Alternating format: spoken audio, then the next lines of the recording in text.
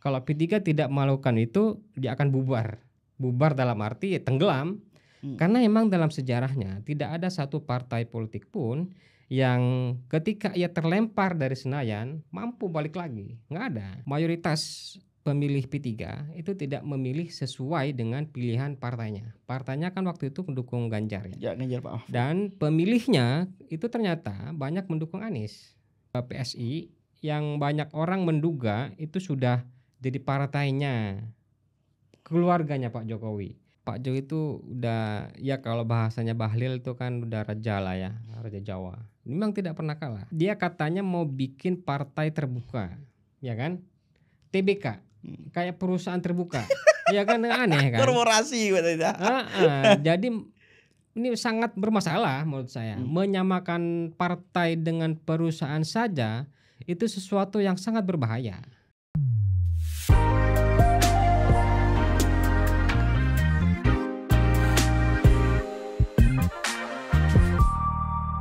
Assalamualaikum warahmatullahi wabarakatuh. Apa kabar teman-teman? Sudah lama sekali kita tidak nge-podcast bareng ini dengan program kita yang cukup terkenal seantero Republik kita sebetulnya, yakni Politik Partikelir ya. Ini program yang seperti biasa kita akan berbicara, mengulas, menganalisa terkait dengan perkembangan politik tanah air. Dan hari ini sebetulnya isu politik kita sebetulnya tidak jauh-jauh lah. Kalau kemarin nampaknya publik di media sosial masih sangat tenggelam dengan haru birunya menyambut pemimpin Kang Deddy Mulyadi di publik. Ya, gebrakannya cukup lumayan. Tapi namanya politik selalu ada-ada saja kejutannya. Dan hari ini kita kayaknya terpantik untuk membahas tentang persoalan kongres dua partai yang bisa dikatakan ya kemarin sudah mencoba lolos Senayan, akhirnya gagal. Tapi apa sebetulnya yang menarik dari dua kongres partai PSI dan Partai Persatuan Pembangunan itu, yakni P3. Nah, kita akan ulas lah bagaimana dramaturgi sebetulnya, apa yang sebetulnya komposisi agar mereka dua partai ini bisa mendapuk kepemimpinan yang baik. Nah, hari ini kita akan ngobrol tentunya dengan nada santai karena kita bukan orang PSI dan orang P3 tentunya. Kita adalah orang yang berjarak dengan lingkungan itu. Kita akan berbicara dengan salah satu pakar dalam salah satu organisasi, yakni Lembaga Studi Publik ya Indonesia ya. Jadi LSPI ya. Ya, salah satu direkturnya hari ini kita datang di ruang kita hari ini, yakni Bang Zubairi Muzaki. Apa kabar, Bang? Alhamdulillah baik. Terima kasih nih udah diundang Mas Melki. Ini nampaknya ini tegang Bang karena isunya Bang Zubairi harus membahas dua tema yang kita sendiri pun juga bingung untuk membahas itu. Kita mulai Bang Zubair. Siap. Sebetulnya Bang, kalau kita lihat dua formasi politik yang hari ini dengan pasca 0% threshold itu, apakah mungkin dua partai ini dengan komposisi untuk nyari kandidasi ya kepemimpinan baik PSI maupun P3 dapat peluang untuk masuk nantinya? Ya, sudah jelas. Jadi keputusan MK itu sangat revolusioner ya. Dan itu menandai titik balik dari sejarah politik elektoral kita, meniadakan threshold untuk presiden. Semua orang, semua tokoh bisa mencalonkan diri sebagai presiden asal diusung oleh partai politik tentunya. Nah, cuma persoalannya aturan saja tidak cukup jika tidak dibarengi dengan modal-modal yang lain. Karena meskipun aturannya 0%, tetapi kontestasi politik berjalan dengan spektrum yang sama kayak 2019, 2024 kemarin, maka sudah tentu arahnya akan sama karena aturan itu satu hal, budaya politik itu hal lain. Aturan bisa diubah oleh siapa saja, bisa diset maksudnya oleh kekuatan-kekuatan politik yang bertarung. Katakanlah misalnya tahun 2029 0%, tetapi kekuatan politik tidak ada perubahan dari kekuatan yang bertarung pada tahun 2024 kemarin, maka arahnya sudah jelas. Oligarki akan tetap berkuasa. Dalam hal ini penguasa Pak Prabowo Subianto mungkin kalau dia mencalonkan lagi, siapa yang bisa melawan Pak Prabowo? Meskipun Anies bisa nyalon, Ganjar bisa nyalon, atau ada tokoh baru misalnya nanti bisa nyalon. Tetapi siapa yang bisa mengalahkan Pak Prabowo jika dia maju lagi dan spektrumnya tetap sama seperti kayak tahun 2024 kemarin. Apalagi saat ini dia tambah kuat gitu kan. kepuasan publiknya 80%. Itu bukan main kan gitu. Mau nyalon tentu saja akan berhitung gitu. Dia nyalon ngeluarin banyak modal tapi kalah mau ngapain? Kan politisi itu kan rasional sekali gitu loh. Nah, dalam konteks P3 dan PSI tentu itu bisa dimanfaatkan. Bisa dimanfaatkannya karena spektrum politik kita sangat dikuasai oleh yang namanya politik figur. Jadi bukan partainya yang menentukan, tetapi figurnya. Siapa yang diusung oleh siapa figur yang diusung oleh P3 itu akan sangat menentukan masa depan P3. Sama, siapa yang diusung oleh PSI itu juga akan menentukan nasib PSI di masa mendatang. Nah, di sinilah saya kira pentingnya tokoh-tokoh itu dibicarakan dalam konteks jelang Kongres PSI dan Muktamar P3. Gitu barangkali. Ya, saya ingin masuk kepada hal dua pengalaman historis dari masing-masing dua partai ini. PSI ini kan sebetulnya baru mengalami keseriusan dalam elektabilitas tuh ya 2024 kemarin. Hampir masuk ya. Tapi kalau dibandingkan dengan P3, partai ini kan berdarah-darah hampir dalam sejarah kita melihat perkembangannya. Namun kita melihat lebih gampang mana untuk mendapatkan kandidasi di antara keduanya. Misalnya PSI hari ini nampaknya orang menyebut salah satu nama besar lah, Pak Jokowi misalnya. Dan jejaring dari P3 sudah ada beberapa kandidasi mulai dari Pak Amran, Pak Anies, Sandiaga, ya Pak Mardiono juga dan sebagainya. Saya sebetulnya melihat bahwa beban di antara dua partai ini kalau kita lihat ya lebih gampang mana untuk mendapatkan kandidasi calon ketum. Kalau hanya proses kandidasi sebetulnya ya sama ya. Persoalannya kemudian setelah kandidasi, apakah kandidat yang akan diusung berpeluang menang atau tidak, kan begitu. Apakah ia berpengaruh atau punya kotel efek atau tidak pada partainya gitu ya. Nah, tentu sebetulnya PSI dan P3 ada dua partai yang sangat sebetulnya tidak pas untuk diperbandingkan karena punya sejarah dan postur yang berbeda. PSI adalah partai baru, dia didirikan oleh anak-anak muda ya pada awalnya, walaupun kemudian juga tersandra oleh oligarki politik dan kemudian akhirnya sekarang menjadi partainya tanda kutip partai keluarga Pak Jokowi gitu ya. Kenapa disebut partai keluarga Pak Jokowi? Ya sudah jelas karena Kaisang yang pada waktu itu masih 2 hari ya, kalau tidak salah masuk PSI kemudian langsung jadi ketua umum kan gitu. Dan sampai saat ini proses pengambilan keputusan partai sangat sentralistik di tangan Pak Ketum yang bernama Kaisang, anaknya Pak Jokowi. Nah, isu yang muncul sekarang pun jelang Kongres katanya yang akan mencalonkan diri adalah Pak Jokowi. Ketika Pak Jokowi maju ini kan sangat lucu, lawan anaknya gitu kan. Walaupun sebenarnya nggak mungkin, kalau Pak Jokowi maju pasti Kaisang akan mundur. Barangkali dia punya kesibukan di tempat lain gitu ya. Itu pasti salah satunya gitu. Sementara P3 ini partai yang sangat legend ya, partai legendaris, partai yang berdiri pada awal Orde Baru akibat kebijakan fusi politik pada waktu itu, dan kemudian dia menjadi rumah bersama umat Islam. Nah, dalam dinamikanya ya kita sangat menyayangkan tahun 2024 menjadi titik balik yang sangat menyedihkan. Pertama kalinya P3 tidak lolos ke parlemen. Ada banyak hal lah kenapa dia tidak lolos ya. Pertama aturannya sendiri, parliamentary threshold itu sendiri memang satu ganjalan, 4% itu sangat besar ya. Dan dalam sejarahnya belum kan, kita kan menaikkan parliamentary threshold kan pelan-pelan. 2, 3, kemudian ke 4. Mungkin nanti kalau tidak ada perubahan dinaikin lagi. Apa tujuan penaikan ini? Ini kan salah satu strategi sebetulnya. Strategi partai-partai besar bertahan dan menghindari kompetitor baru, kan itu tujuan parliamentary threshold ini sebetulnya. Nah, sayangnya itu juga dibuat oleh politisi P3 waktu itu. Parliamentary threshold ini kan, dan dia memakan dirinya sendiri. kan gitu ya, terlibat lah. Jadi P3 itu terlibat dalam Pasti pembentukan. terlibat, kan dia produk tahun berapa? Jadi P3 senjata makan tuan. senjata makan tuan. Nah untungnya putusan MK memerintahkan, karena ini open legacy ya, memerintahkan DPR untuk mengubah lagi parliamentary threshold ini. Tidak ditentukan berapa, tapi intinya harus seminimal mungkin. Karena 4% itu bisa menciptakan dominasi dan menutup ruang kompetisi yang sehat gitu loh intinya. Nah, dengan putusan ini ya ini kabar bagus buat P3 dan partai-partai lain non parlemen saat ini untuk bisa masuk ke parlemen, ke Senayan.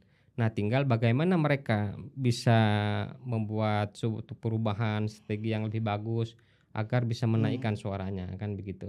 Oke, Cak, saya tertarik dengan soal peluang P3. Kalau memang P3 punya peluang atas 0% presidential threshold itu, harusnya kan orang atau kader yang sudah ada itu lebih bisa untuk menjadi ketum tanpa harus menjaring ketua umum lain sebagainya. Apa analisa dari Cak Zuber misalnya?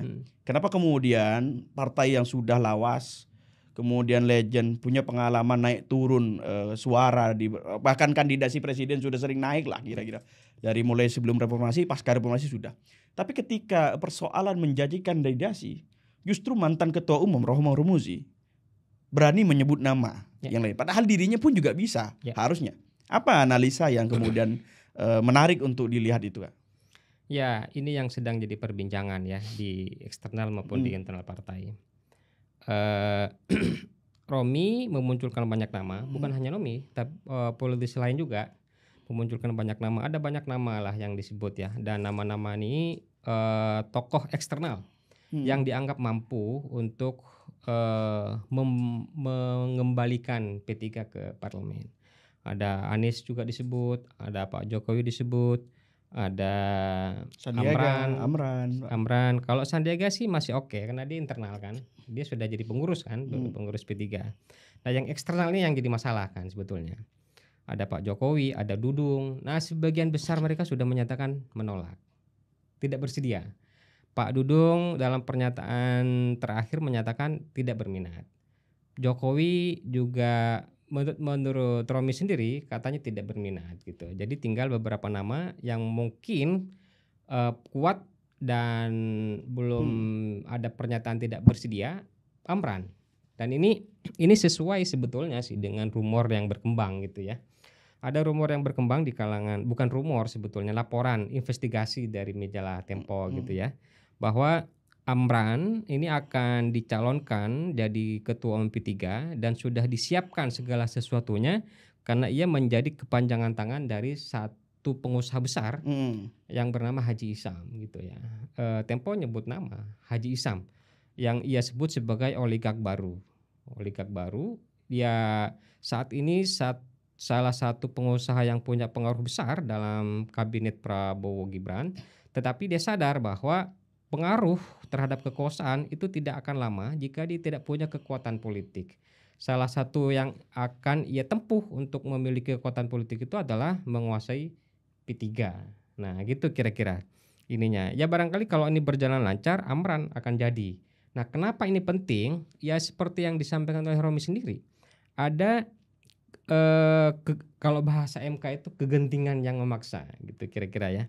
Ada situasi genting di mana aturan-aturan kemudian menjadi lentur agar tujuannya untuk mempertahankan eksistensi. Kan gitu. Itu prinsip kehidupan juga begitu kan. Di fikih juga gitu. Dalam situasi yang sangat memaksa, yang haram pun jadi halal, kan gitu. Nah, di partai politik pun juga gitu.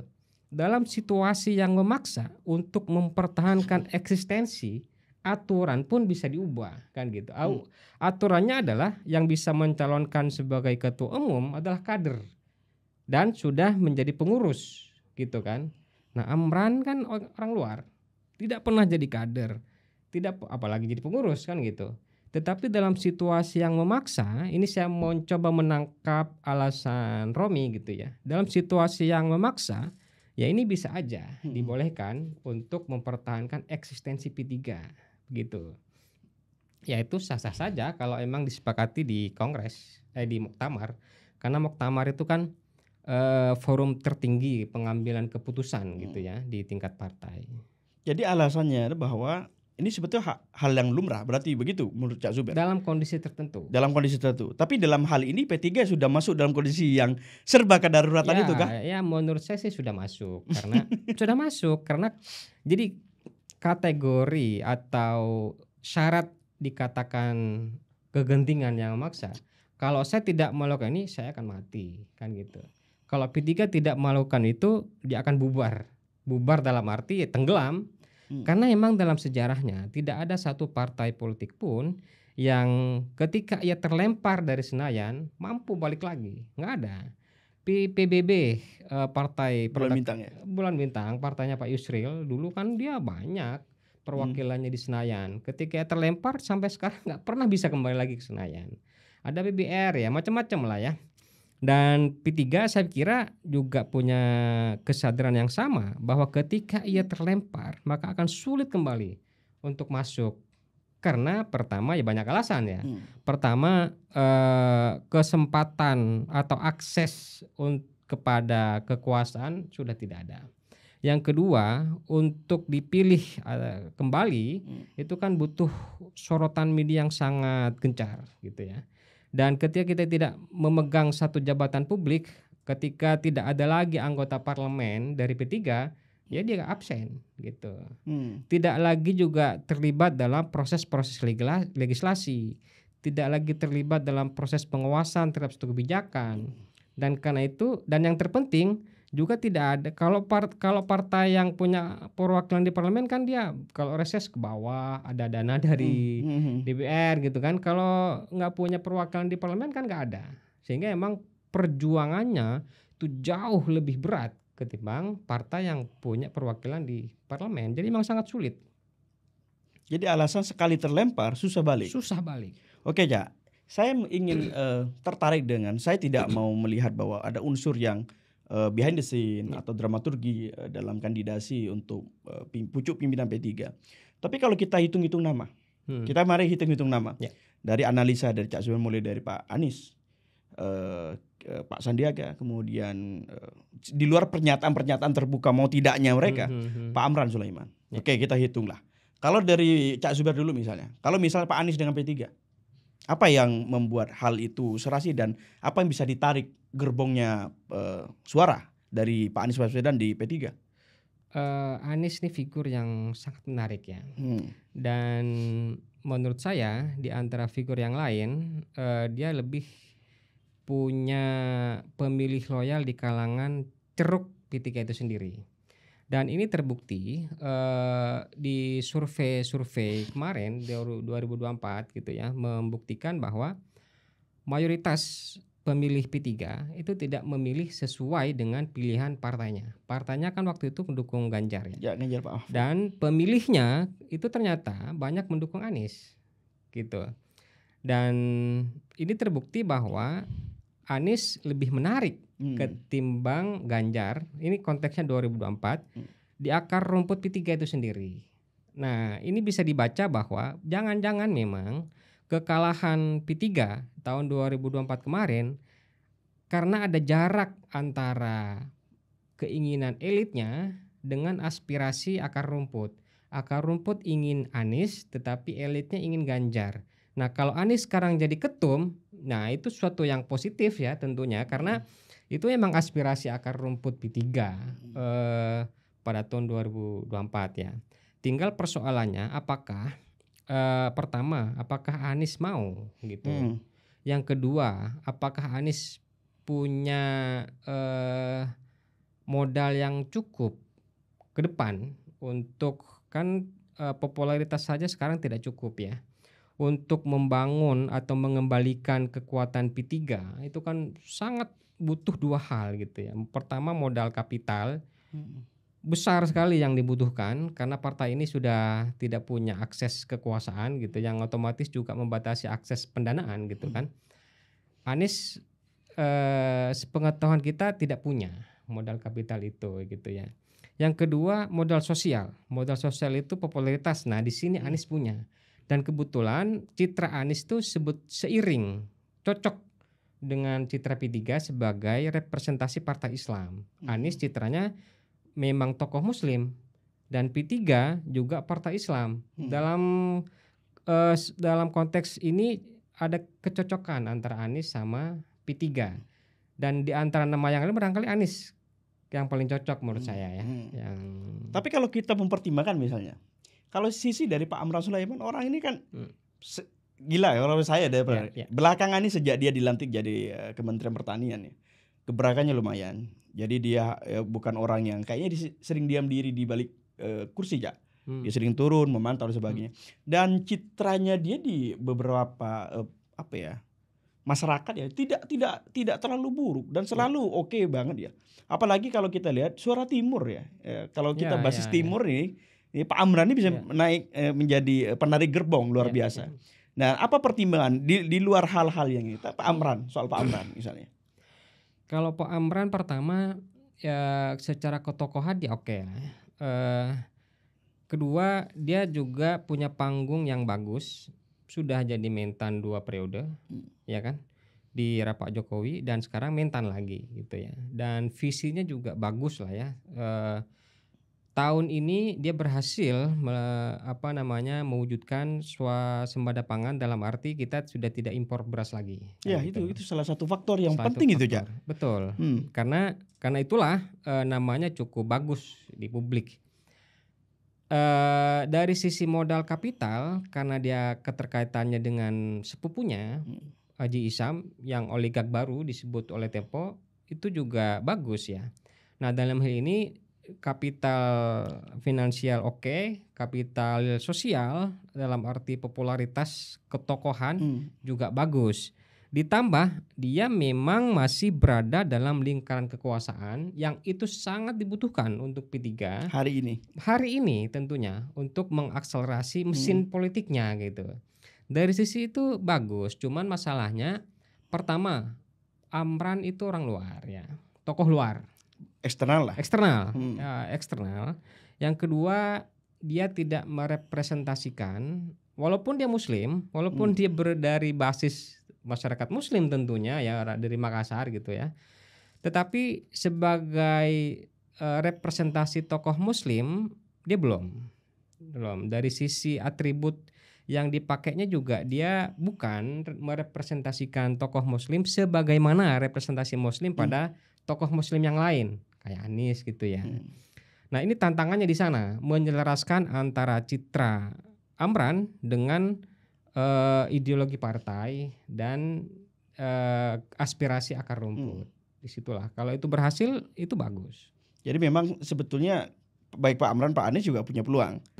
Nah, sama-sama. Ini yang paling menarik adalah orang dalam. Kalau yang lain kan eksternal nih. Nah, betul. Pak Sandiaga. Nah, Sandiaga. Ini Sandiaga yang menarik nih. Sebetulnya momentumnya Pak Sandiaga itu tahun 2024 sebetulnya ya. Momentumnya Pak Sandi di situ. Dia menteri populer di kalangan anak muda sangat digandrungi. Banyak hadir acara-acara anak muda. Apalagi dia menteri pariwisata gitu ya. Cocok lah dengan representasi tentang masa depan gitu ya. Persoalannya tahun 2024 Pak Sandi kurang mampu memanfaatkan momentum sehingga wapres pun dia tidak dapat gitu. Harapannya kan waktu itu dia jadi wapres, entah wapresnya Pak Prabowo atau wapresnya Pak Ganjar, dan lobby-lobby ke arah sana itu kan sudah dilakukan sebetulnya, cuman gagal. Nah, ketika itu gagal, kemudian kalau kita lihat coba pada saat pengumuman wapresnya Ganjar, Pak Mahfud gitu. Kita lihat ekspresinya Pak Sandi itu sangat memprihatinkan banget tuh. Ekspresi mukanya gitu ya, dia kayak ludah gitu. Karena dia tahu inilah momentum dia. Titik nadir gitu. Iya, walaupun tidak ada kata titik. Tidak nadir ya, masih ada peluang. Tapi setidaknya tahun itu adalah titik. Setidaknya tahun itulah momentum beliau. Nah, sekarang dia tidak lagi jadi menteri gitu ya. Kalau modal kapital mungkin punya gitu ya, karena dia pengusaha besar juga. Tetapi modal politik tidak lagi punya kekuasaan, tidak lagi mampu mengakses kekuasaan dan kemudian menggunakannya untuk mengaktifasi mesin politik, itu kan sudah tidak lagi. Dan itu kekurangan Pak Sandi saat ini, dan itu yang dibutuhkan oleh P3 gitu. Dan saya kira agak berat ya kalau Pak Sandi. Walaupun sebetulnya ideal. Karena Karena internal. dia tokoh internal, sudah jadi pengurus, sudah tahu lah ini pergolakan internal P3 gitu ya. Dan karena itu secara ADRT di antara nama-nama yang muncul, Pak Sandi paling ideal. Secara ketokohan dia paling bagus ditimbang tokoh-tokoh internal yang lain ya. Oke, tapi kalau misal hubungan antar tokoh ya, saya kalau tadi kan individu Ya. dari masing-masing calon dari P3 ya. Misalnya hubungan Cak sama Pak Anies dengan Pak Amran, kemudian hubungan Mas Anies dengan Mas Sandiaga, kemudian Mas Sandiaga dengan ini kan ada hal yang unik di balik itu semuanya. Misalnya hubungan Anies dengan Pak Sandiaga gimana? Ya, ya begitulah ya. Iya. Politik ya. Ya menariknya di sana, gimana mengelolanya. Nah, yang selanjutnya yang penting publik ingin tahu ya, apa yang sebetulnya hari ini yang kita lihat bahwa pemodal. Kenapa kita bicara modal soal ini? Kita banyak menyinggung bagaimana oligar dan sebagainya. Nah, pemahaman kita hari ini memang partai kan sangat butuh tentang terkait modal. Ya? Betul. Nah, apa yang kemudian kita bawa dengan konsep ideal bahwa tanpa oligark bagaimana partai bisa hidup? Betul, itu pertanyaan yang bagus sekali. Tanpa oligark bagaimana partai akan hidup? Nah, ini pertanyaannya. Untuk konteks kita saat ini akan susah. Karena hampir semua partai politik sekarang itu dijalankan olinya gitu ya, dari oligark, hampir semua. Partai apa yang tidak ada oligarknya di sana gitu ya. Golkar banyak sekali oligarknya di sana gitu ya. PDIP memang tidak muncul satu oligark yang dalam pengertian ekonomi, tetapi dinasti politik itu juga bagian dari oligark gitu ya, oligark politik gitu ya. Oligark itu kan sebetulnya dalam bahasa sederhananya kekuasaan oleh orang sedikit orang, oligos krenis gitu ya. Yeah. Kekuasaan oleh segelintir orang. Ya PDIP juga begitu.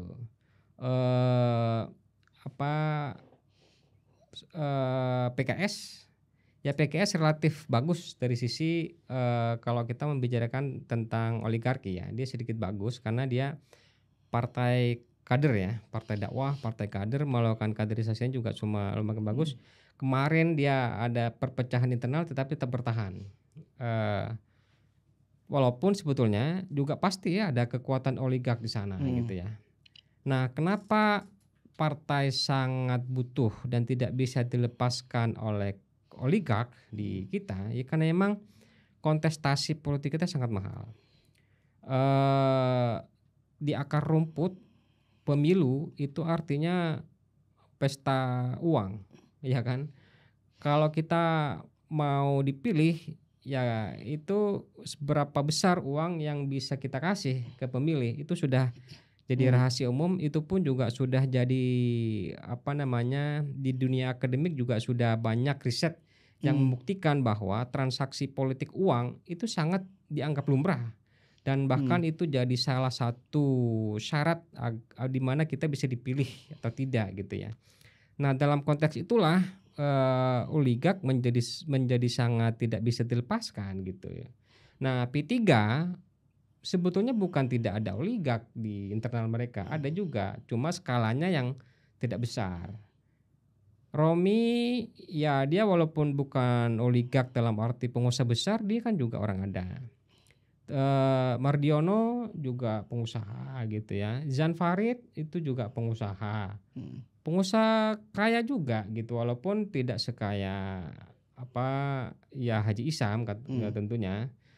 Nah, persoalannya oligark di P3 ini tanggung. Dia kelas menengah dan kemauan untuk berkorban untuk partai itu juga diragukan gitu. Ini cerita di internal gitu ya. Itu kan memang sudah jadi rahasia umum untuk bekerja politik kerja politik itu tidak akan jalan tanpa logistik gitu ya. Dan logistik itu tidak bisa didapatkan kalau pimpinannya tidak mengeluarkan. Kan gitu. Nah, katanya pimpinannya itu emang agak susah gitu ya. Pimpinan yang mana nih ya? Ya, pimpinan yang sekarang gitu ya, Iya. atau yang kontestasi kemarin emang agak susah. Artinya kemauan untuk berkorban mengeluarkan sumber daya yang mereka miliki memang agak susah. Nah, ini salah satu dampaknya kemudian dia kalah di kontestasi di akar rumput. Nah, kalau Haji Isa masuk, sumber dayanya yang sangat besar, ya harapannya kapital yang masuk ke P3 itu juga sangat besar. Dan dengan demikian kerja-kerja politik menjadi maksimal. Kan itu sih sebetulnya ya. Jadi pemaknanya bahwa adanya sosok si A ya, siapapun itulah gitu. Bahwa itu tidak menjadi satu hal yang negatif terus, begitu ya? Enggak. Jadi hal normatif dalam hal politik seperti itu. Jadi gini, untuk membaca negatif dan positif itu agak susah kalau di politik praktis ya. Memang ada jarak antara dasein dan dasolen, antara apa yang seharusnya dengan apa yang ada. Nah, politik praktis itu bicara soal realitas. Realitas itu bicara pertarungan. Pertarungan itu bicara kita sedang memainkan apa. Kalau yang dimainkan uang, kita bicara idealisme, ya nggak bisa. Kan gitu, agak repot. Kan gitu kan. Mamma mia. Nah, di sana ngasih uang 100.000 per pemilih, satu pemilih. Nah, kita nggak punya uang, sementara pemilih memang mengharapkan uang karena dia krisis kepercayaan pada politik kan gitu ya. Ya kita ngasihnya kamu nanti akan masuk surga gitu kan, ya agak susah gitu. Iya kan? Ada kayak gitu ya? Iya, karena memang spektrum politiknya sangat pragmatis begitu kan sekarang. Kecuali kita masyarakat politik kita sudah terliterasi sedemikian rupa, sudah punya kesadaran politik yang sangat matang bahwa politik uang itu sesuatu yang sangat membahayakan bagi masa depannya. Nah, disitulah kemudian kita bicara soal yang ide, ideal. Ya, bicara ide, bicara visi.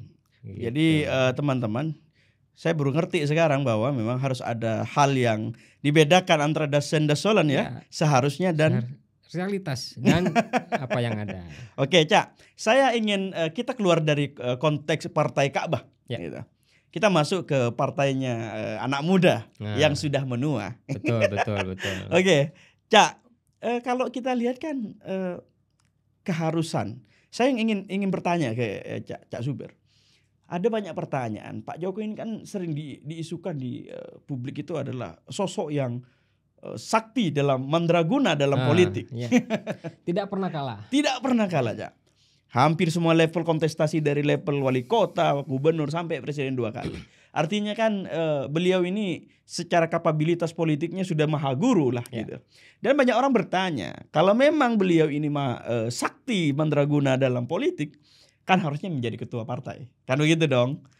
Ada dorongan. Nah, pertanyaannya aja, kalau Pak Jokowi nantinya menerima, artinya masuk dalam skema agar dia akhirnya menjadi ketua umum PSI misalnya.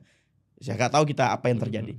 Apakah nantinya kita melihat bahwa Pak Jokowi akan menunjukkan bahwa dia itu tidak seperti diomongkan orang, bahwa saya akan menunjukkan bagaimana penataan organisasi politik yang baik dan sebagainya, atau dia akan menunjukkan tingkat kesaktiannya dengan lewat partainya? Iya, bisa begitu. Nah, kesaktian, saya coba masuk dari kesaktian ini kan. Pak Jokowi itu udah, ya kalau bahasanya Bahlil itu kan udah raja lah ya, raja Jawa. Memang tidak pernah kalah. Sejak dia nyalon dari wali kota Solo, langsung menang. Nyalon lagi periode kedua, menang dengan persentase yang sangat besar. Setelah itu masuk ke Jakarta, menang.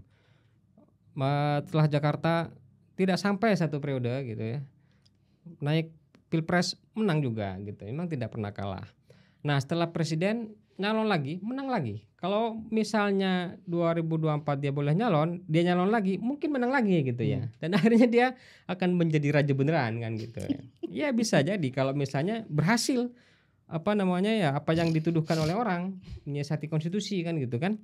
Bisa jadi kan emang Persoalannya yang ditanyakan sama Mas Melki, kok bisa sakti nih orang kan gitu ya. Ya karena pertama dia ngerti cara kerja kekuasaan. Saya di buku Ibu Politik Anak Kekuasaan itu salah satu poin yang saya jelaskan cara kerja kekuasaan. Bagaimana kekuasaan itu bisa diraih, dipertahankan dan kemudian cara kerjanya bagaimana itu saya jelaskan di situ dan antara lain adalah Pak Jokowi tahu bagaimana memanfaatkan narasi yang pas untuk menarik simpati pemilih. Saat ini pun kalau disurvei dia angkanya mungkin masih tinggi sekali gitu ya. Dan masuk ke partai apakah menjadi keharusan bagi Pak Jokowi Iya. gitu? Ya bisa ya bisa tidak. Semua mantan presiden punya partai. Pak SBY punya partai walaupun sekarang yang mimpin anaknya. Tapi itu kan sudah jadi rahasia umum. Demokrat partainya Pak SBY dan memang jadi tagline-nya gitu ya. Megawati mantan presiden masih jadi ketum partai. Nah, sekarang yang tersisa Pak Jokowi. Apakah Pak Jokowi juga akan melakukan hal yang sama? Untuk ada asumsi untuk mempertahankan pengaruh kekuasaannya, Pak Jokowi harus punya kekuatan politik. Kekuatan politik real saat ini adalah partai politik. Itu kan pikiran umum. Nah, kalau Pak Jokowi punya pikiran lain, ya barangkali lebih sesuai dengan jalan politik Pak Jokowi, itu juga bukan suatu yang mustahil gitu ya. Walaupun masuk ke partai sebuah hal yang barangkali mungkin bisa ditempuh oleh Pak Jokowi. Apalagi partainya memang PSI yang banyak orang menduga itu sudah jadi partainya keluarganya Pak Jokowi. Cuma waktu itu karena dia masih jadi presiden sangat riskan untuk langsung menjadi ketua umum PSI anaknya dulu. Anaknya dulu nih yang dipasang gitu. Agar tidak ada orang lain yang ngerebut gitu kan. Nah, setelah dia turun jadi presiden dan anaknya sekarang tidak lagi bersinar, Kaisang setelah kalau kita perhatikan gitu ya, setelah dia gagal jadi calon gubernur maupun calon wakil gubernur, namanya tenggelam. Tidak ada lagi isu yang bisa dia masuki. Ya, dia mau bicara apa? Gibran aja jadi kucing-kucingan publik gitu ya. Nah, dalam konteks seperti ini, menurut saya adalah langkah yang logis kalau Pak Jokowi mengambil alih kepemimpinan PSI karena untuk mempertahankan capaian PSI yang sudah diraih kan lumayan tuh capaiannya di tahun 2024 dan agar dia masuk ke parlemen dan punya kekuatan yang real dalam kontestasi Pilpres di tahun 2029 sesuatu yang wajar kalau Pak Jokowi kemudian mengambil alih jadi ketua umum PSI, mengambil alih dari anaknya gitu. Istilah mengambil alih berarti ya mengalihkan gitu ya. Karena kan bagaimanapun Pak Jokowi orang luar, bukan PSI kan dia kan. Betul. Bukan PSI. Walaupun itu udah PSI sendiri kan sudah. Jadi gini, kalau satu orang sudah terbiasa melakukan pelanggaran, dia akan terbiasa. Nah, PSI juga sudah pernah melakukan pelanggaran karena langsung menjadikan orang baru masuk 2 hari sebagai ketua umum itu sebagai hal lumrah gitu. Jadi kalau misalnya ada eksternal lagi tokoh kayak Pak Jokowi langsung jadi ketum, ya bagi dia biasa aja gitu sekarang gitu. Dan itu ya sah-sah aja. Terus apa arti membuka bahwa pendaftaran calon ketua umum secara terbuka? Nah, itu menarik. Kenapa? Karena ini yang agak unik dan sekaligus aneh. Unik dan aneh. Uniknya dulu apa ya? Uniknya dia katanya mau bikin partai terbuka, ya kan? TBK, kayak perusahaan terbuka, ya kan aneh kan? Korporasi katanya. Jadi ini sangat bermasalah menurut saya. Menyamakan partai dengan perusahaan saja itu sesuatu yang sangat berbahaya. Karena dua hal yang sangat berbeda, dua ranah yang tidak bisa disamakan. Politik adalah ruang perjuangan, politik adalah ruang nilai, pasar ruang kalkulasi, di mana kita menghitung untung rugi kan gitu. dia menyamakan partai dengan perusahaan. Dalam bayangan saya, dia yang terbiasa mengkalkulasi untung rugi dalam politik, sehingga tidak ada nilai yang dianut ya di sana gitu. Ini bahayanya. Dan sekaligus keunikannya, mana ada partai terbuka ya kan, partai TBK, dan dia mau menjadikan PSI sebagai partai TBK, partai semua orang gitu, walaupun de factonya orang tahu itu partai punya siapa kan gitu. Jadi ini sebetulnya kayak ngumpet-ngumpet dalam kegelapan, tapi sudah Nah, tahu siapa-siapa yang sudah ngumpet ya. tahu kan gitu. Oke Cak, yang menarik adalah kalau kita hubungkan dengan hal yang karena saya bilang tadi ya kita berdiskusi soal bagaimana partai bertahan adalah soal kapabilitas dalam soal akses modal, Ya. kan begitu. Nah kalau PSI misalnya, Cak, kan orang banyak berharap bahwa PSI ini bagaimana sistem ini, kan kita lihat orang-orang yang ada di dalamnya ya siapa aja yang backgroundnya pengusaha aja. Kalau pengusaha di PSI yang secara struktur ada di dalamnya, saya kurang paham ya. Tapi ada nggak orang pemerintah dari PSI? Dia ya dulu kan dikenalnya kan memang ada politisi senior dan juga pengusaha yang ada di belakang PSI. Yang kita tidak sebut namanya tapi ya, udah tahu kan? Ada lah ya, kita nggak sebut namanya. Nah, infonya gitu ya, rumor yang berkembang di kalangan publik dan wartawan. Nah, Pak Jokowi sudah kalau di perusahaan itu istilahnya tuh sudah serah terima ya dari beliau ini, pemodal sebelumnya ke tangan Pak Jokowi gitu ya. Dan saya percaya ya, karena sejak itulah kemudian Kaisang jadi ketum dan kebijakan-kebijakan PSI pun berubah drastis. Dulu tagline-nya anak muda, sekarang udah nggak jelas. Dulu dia menyerang Prabowo yang katanya pelanggar HAM berat. Nah sekarang ya dia bagian dari Pak Prabowo gitu ya.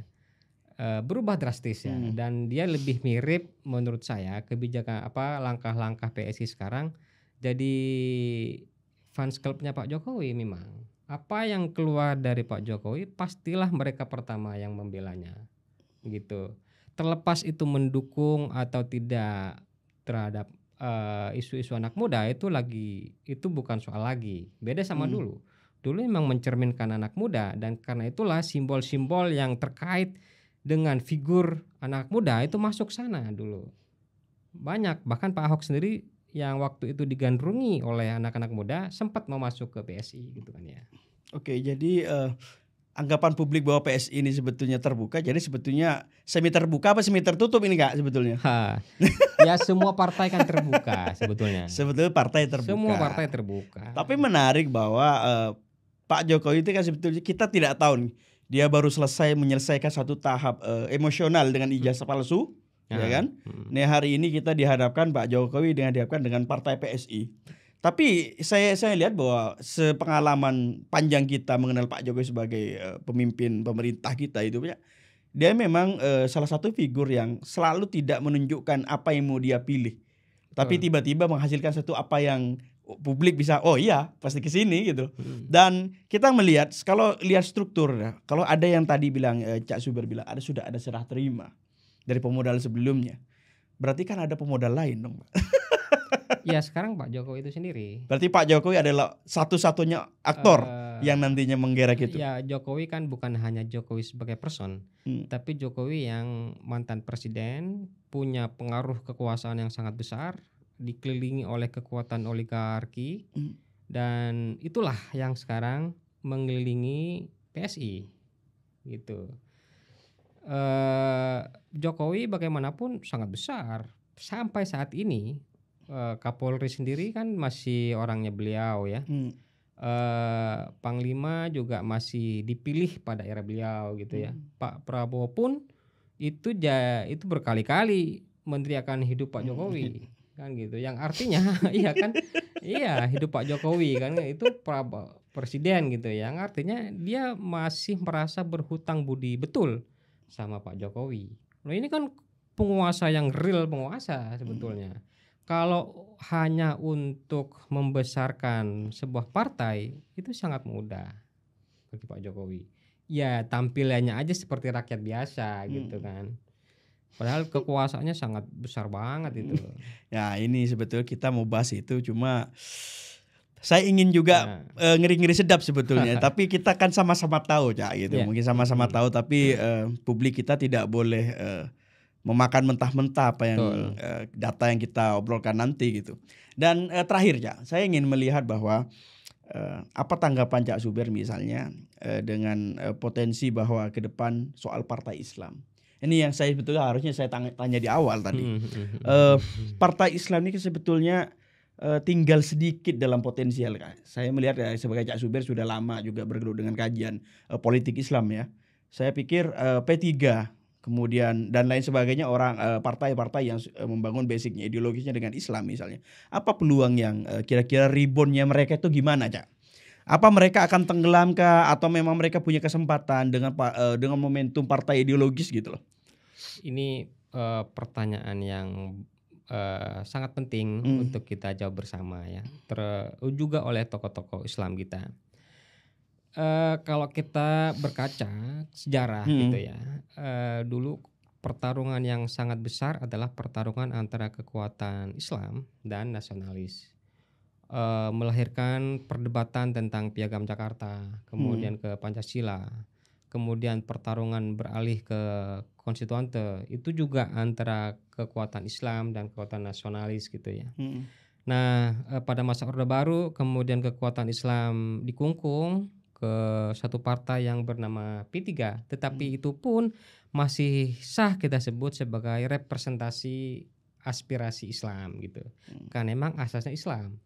Kecuali setelah 80-an ketika Orde Baru memaksa semua partai, semua organisasi untuk berasaskan Pancasila, P3 juga mau nggak mau memakai asas Pancasila, tetapi pasca reformasi dia beralih lagi ke Islam. Jadi asasnya P3 sampai sekarang Islam. Nah, tagline-nya pun masih rumah besar Islam gitu ya. Nah, persoalannya kemudian trennya dari tahun ke tahun perolehan suaranya terus menurun dan puncaknya tahun 2024 kemarin dia tidak lolos parlemen. Sebetulnya penurunannya sudah terlihat dari pemilu ke pemilu dia nggak pernah naik gitu, memang turun. Nah, kenapa ini bisa turun? Ada banyak penjelasan. Tapi salah satu yang paling penting dan ini terkait dengan diskusi kita soal aspirasi Islam, memang pemilih kita itu sudah beralih 100% Bang Ali ya. Dari pemilih ideologis menjadi pemilih pragmatis.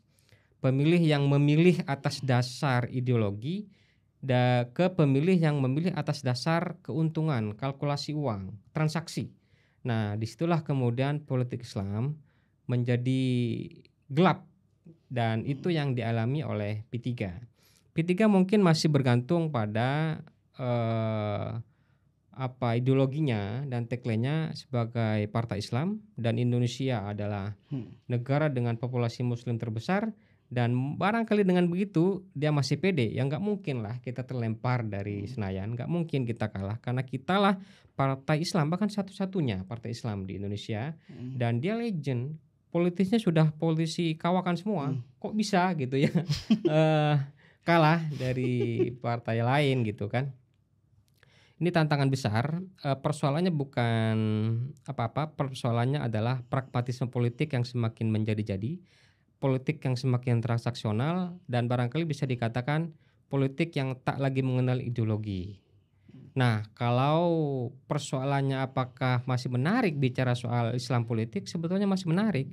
Justru disitulah peluangnya gitu ya untuk mengisi ruang kosong yang nggak diisi oleh partai lain bicara soal ideologi. Di negara-negara lain di Eropa, katakanlah begitu, partai-partai agama itu masih eksis. Di Jerman partai agama itu masih besar, suaranya masih besar gitu. Di Belanda partai agama juga masih besar gitu. Nah, Indonesia yang Muslim masa tidak bisa gitu ya mempertahankan partai Islam yang sudah legend puluhan tahun dan apakah itu akan menjadi fosil dalam sejarah kita ya kita tidak tahu lah ya.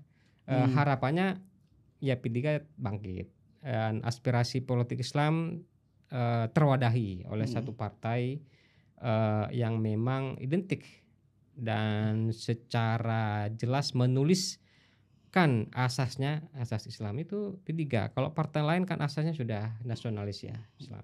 Pura-pura Islam. Pura-pura. Salah jadi. Enggak teman-teman, bukan begitu. Terima kasih Mas Cak Zuber. Ini sebetulnya saya ingin mengajak teman-teman nge-review ulang dari awal. Cak Zuber itu sebetulnya ingin mengajak kepada teman-teman yang menunggu hasil Munas nanti ya, berlangsung baik dengan Kongres PSI nanti yang terbuka TBK ya, tentunya ya. Akan ada nama-nama yang harusnya dipertimbangkan secara baik, dan saya pikir teman-teman tahu lah figur-figur itu. Dan ini bukan persoalan mendukkan siapa yang baik dan siapa yang paling buruk, tidak. Tapi yang paling pasti adalah semua tahu adalah ini pemilihnya adalah orang-orang yang dari P3 dan PSI sendiri. Baik Pak Jokowi layak atau tidak ya diserahkan sendiri pada internalnya. Tapi yang pasti bahwa kita berharap bahwa partai-partai itu berjalan dengan baik gitu. Menunaikan segala urusan di internalnya agar bisa, kalau bisa punya tujuan sampai memanfaatkan 0% presiden threshold di masa depan, mudah-mudahan itu bisa dicapai dengan baik. Dan yang pasti kita berharap semua itu bisa berjalan dengan baik. Nah teman-teman, kita sebelum menutup, sebetulnya kita ingin mengulas juga dan ingin memperkenalkan salah satu karya yang teman-teman nanti bisa dapatkan dan bisa dipesan lewat saya pribadi dan sebagainya. Ini adalah satu karya sendiri dari pembicara kita, yakni Bang Zubairi Muzaki. Judulnya menarik karena yaitu ibu kandung, ibu politik dan anak kekuasaan. Lebih bahasnya berarti idenya banyak ekonomi politik ya Bang ya? Filsafat politik. Filsafat politik. Ya. Nah tentunya teman-teman yang masih ngira-ngira bahwa masih berlangganan informasi dari TikTok ya, yang sempalan-sempalan itu ya, mudah-mudahan teman-teman yang tertarik dalam dunia politik bisa memperdalam kajian politik dalam buku ini. Dan ini adalah satu karya penting karena kita juga sebetulnya haus akan informasi politik tapi tidak dalam tentang pengkajian politik. Dan Bang Zuber akhirnya menulis terkait dengan politik dan kekuasaan lewat karyanya ini. Dan teman-teman, saya Milky Amirosoleh. Kita sudah sampai di penghujung podcast kita hari ini di Politik Clear, dan mudah-mudahan pembahasan tentang politik kita hari ini tidak tidak sumir lah. Mudah-mudahan nanti teman-teman tertarik lah, dan kita berharap dua partai itu akan berjalan dengan baik yang kita bahas di awal tadi. Dan saya mengucapkan terima kasih, jangan lupa like dan subscribe di channel kami, dan semoga teman-teman tetap stay tune di channel kita. Assalamualaikum warahmatullahi wabarakatuh.